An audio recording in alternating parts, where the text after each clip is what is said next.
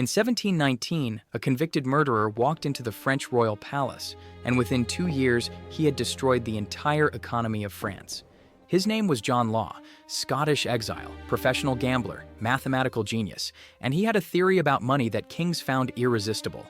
France in 1715 was bankrupt. King Louis XIV had spent 50 years waging wars, building palaces, and drowning the nation in debt. The national debt was 3 billion livres. Tax revenue couldn't even cover the interest payments. France was, functionally, insolvent. Enter John Law with his radical pitch: forget gold, forget silver. Paper money backed by future wealth could solve everything. In 1716, the French regent gave Law permission to open the Banque Générale, the first true paper currency bank in France. The concept was revolutionary. Instead of heavy gold coins, citizens could deposit metal and receive paper notes. Lightweight, portable, convenient. It worked. Within months, Law's banknotes were more trusted than royal coins. Merchants preferred them. The economy began to flow again. But Law wasn't satisfied with just a bank. In 1717, he acquired exclusive trading rights to France's Louisiana territory, an empire of untapped wealth. He renamed it the Mississippi Company. And this is where the scam truly began, because Louisiana wasn't an empire. It was a swamp. Louisiana had no gold mines, no silver, no precious resources, just endless wilderness, hostile native tribes, and disease-ridden swamps. But John Law understood something critical. Reality doesn't matter if you control the narrative. So he launched the greatest marketing campaign in history. Posters flooded Paris showing Louisiana as paradise, rivers of gold, mountains of emeralds, Native Americans eager to trade fortunes for French trinkets. Law hired actors to parade through Paris dressed as wealthy colonists, their pockets stuffed with fake gold, shouting about their Louisiana fortunes. The scam worked. By 1719, every level of French society was desperate to buy shares in the Mississippi Company. The frenzy had begun. Law's next move was genius. He merged his bank with the Mississippi Company, then offered to pay off France's entire national debt with printed money. The government accepted. Law's bank became the Banque Royale, backed by royal decree. He now controlled France's currency, debt, and colonial trade. Share prices exploded. A stock that started at 500 livres rocketed to 10,000, then 15,000. People were becoming millionaires overnight. The word millionaire was literally invented during this bubble. Ordinary servants became wealthy, coachmen bought carriages, maids purchased mansions. Rue Quincampoix, the narrow Paris street where shares were traded, became so crowded that the government had to send soldiers to control the mobs. Stories spread of a hunchbacked man who rented out his back as a writing desk for traders. He charged so much, he retired wealthy within months.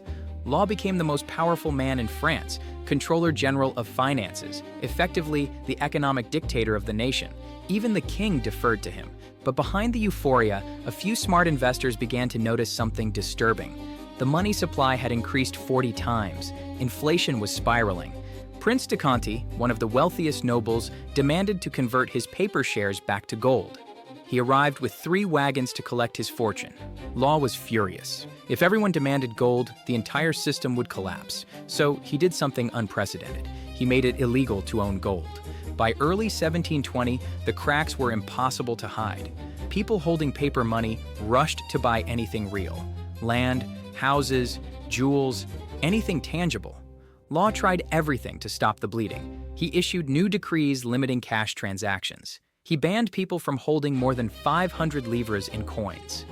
In May 1720, Law made his fatal mistake. He announced the shares and banknotes would be devalued by 50%. In other words, half your wealth disappeared overnight. The riots began immediately. 15 people were crushed to death in the stampede at the bank as thousands tried to withdraw their money at once. The public outrage was so intense that Law had to rescind the devaluation decree within 6 days, but the damage was done. Trust was shattered forever. Within weeks, Mississippi Company shares collapsed from 18,000 livres to 2,000, then to 500, then effectively worthless. Former millionaires were suddenly penniless. Servants who'd bought mansions became homeless. The social order reversed overnight, then reversed again into chaos. The French economy imploded. Businesses closed. Trade stopped. Farmers couldn't sell crops because money was worthless. Starvation spread through the countryside. John Law became the most hated man in France.